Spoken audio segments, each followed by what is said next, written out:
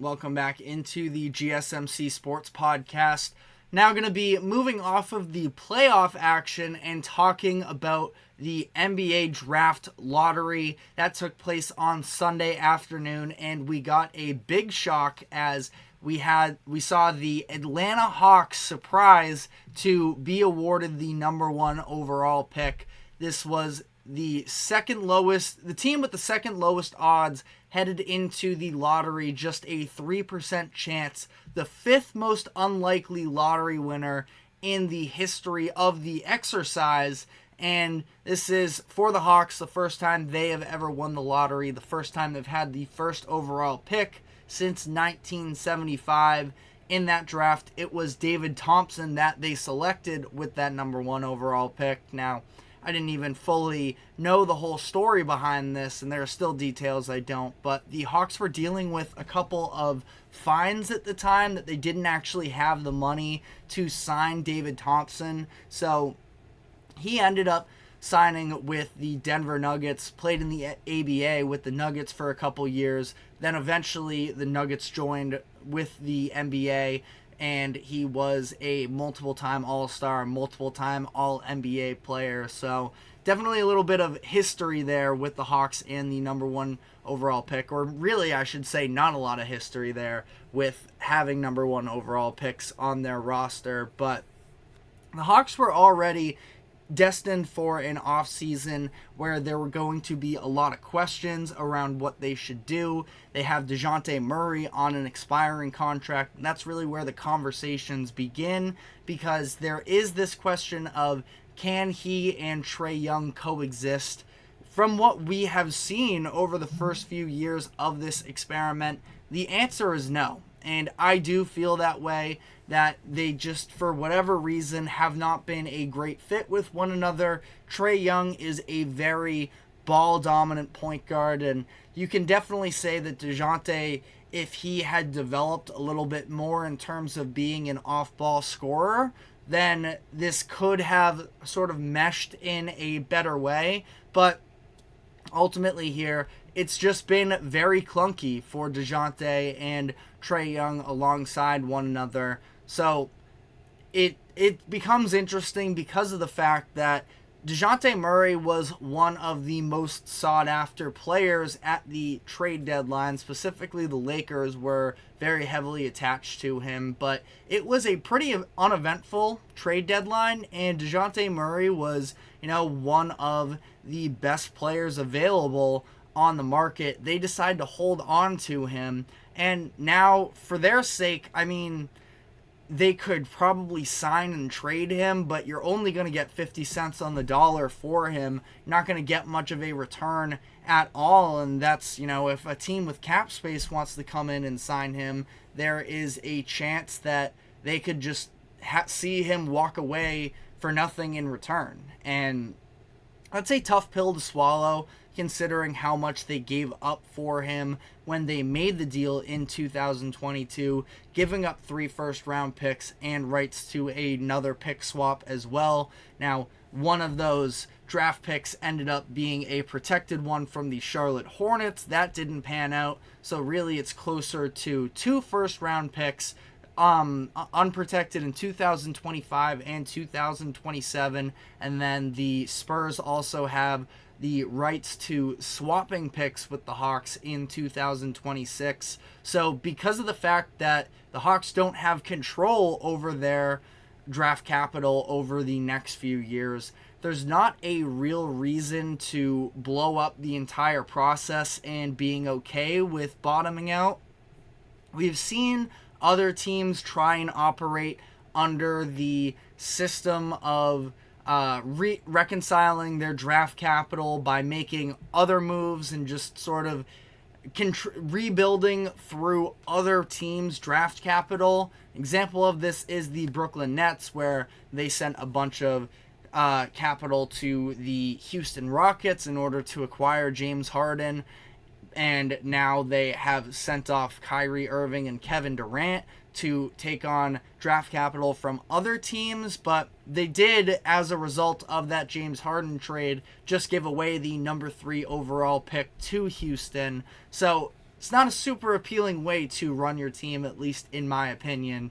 But, you know, for Atlanta, the general manager who made the Dejounte Murray trade those couple of years ago, he is no longer there. It's now Landry Fields in charge. So he can't really be held responsible, in my eyes, for not being able to, you know, fully make the most of this bad deal that the previous general manager made. And if he had, that being said, if he has no plans to re-sign Dejounte Murray, it was a little bit of a questionable decision to hold on to him at the deadline when it seemed like there was an opportunity to at least get something.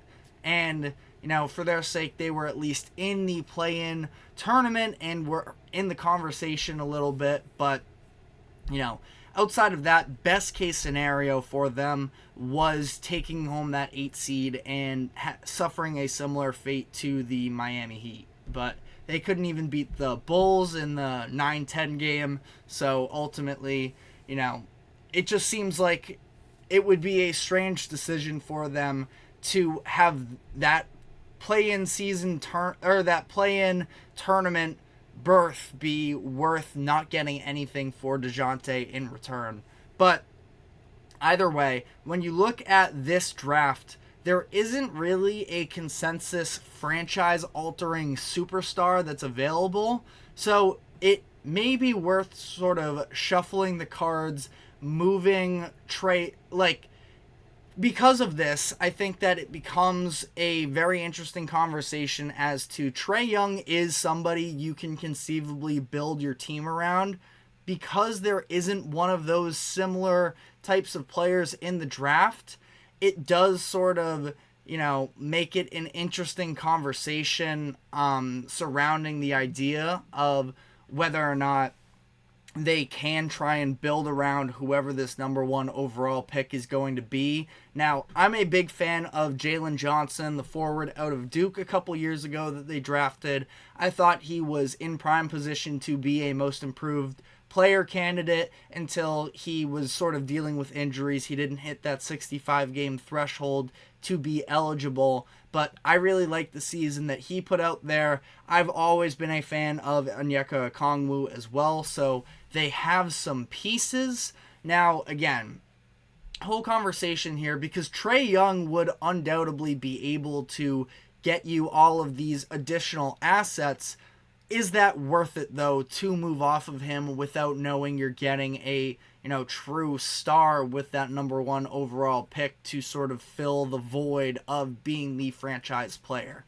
Now, I'm sure if you're the Hawks, you could probably talk yourself into building around Dejounte Murray to some degree if you have a competitive team around him. Now, I'm not saying that he can be the best player on a championship competitive team, but we've seen his averages have been much better without Trae Young than with him, where he has played in 35 games during his Hawks career without Trae Young, averaged 25 points and 9 assists, which are both improvements from the 21.5 and 6 averages through the entirety of his time with Atlanta. Last year, we saw the Hawks were 14-14 without Trae, which from a win percentage standpoint is better than they have with Trae. But again, that being said, it's the upside of Trae Young that you sort of buy into a little bit more. The 500 selling point isn't really one that I think is all too convincing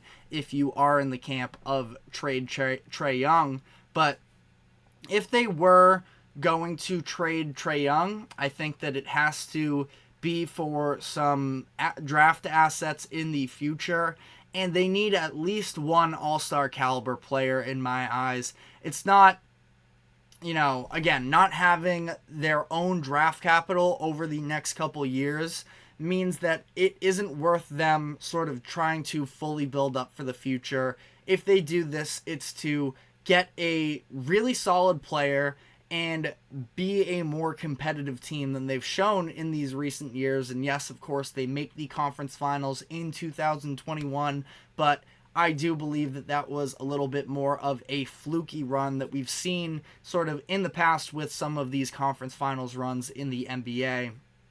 Played a couple teams that were dealing with some injuries in that season, but I'm going to put out a list here of players that the Hawks could consider trading Trae Young for, and I don't think they're going to move him. I don't think that some of these players are even going to be available, but just sort of talking this out in an exercise.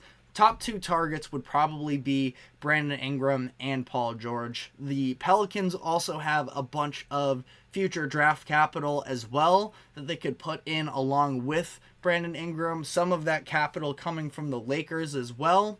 So not sure how that's necessarily that situation in LA is fully going to play out. Could make for a little bit of an interesting trade package there. And then, again, some names here that I'm just throwing out there, not even saying they're going to be available, but they could maybe make a run for Jimmy Butler, Devin Booker, Kevin Durant. I think that the lowest tier of players that they could sort of look for in a trade like this that just came to mind were one of the pieces from Cleveland. There's a bunch of interchangeable moves there to be made. Julius Randle or DeMar DeRozan. Again, that's sort of the baseline of the types of players they would need in return for Trae Young. I don't think they're going to move him, but we will sort of dive into this whole idea more in depth as the offseason pushes on here. I don't think that there's really all that much that they could get for the number one pick the number one overall pick alone. Bill Simmons of The Ringer, he put out the idea that it would probably equate to something like the third best player on a competitive roster. Like the number one overall pick in this draft would, if you were to trade it straight up for somebody, it would be along the caliber of Lou Dort. If that's the case, it's probably more so just worth for Atlanta to stick and pick. And I know that Alex Sarr is the perceived number one pick. I don't love the fit there. In Atlanta, they already have the big men in Capella and Okongwu. I do think that Capella is definitely expendable. And I don't know. I think that it's just a little bit of an awkward fit there. But ultimately, I think that the best case scenario for the Hawks would be to get a couple high first round picks to take a couple swings at some key role players. I don't think that the Spurs would do this, but if they were to be able to pull off some sort of trade similar to the number 4 and number 8 overall picks from San Antonio, I think that that type of a package would be massive for them. But let me know what your thoughts are in the comment section. We are going to sort of, on the note of the Spurs and the rest of this lottery, going to be overviewing the sort of full lottery results that took place on Sunday. So we're going to be taking our final break here. When we come back, we will do more on the draft order. So stick with us. We will be right back.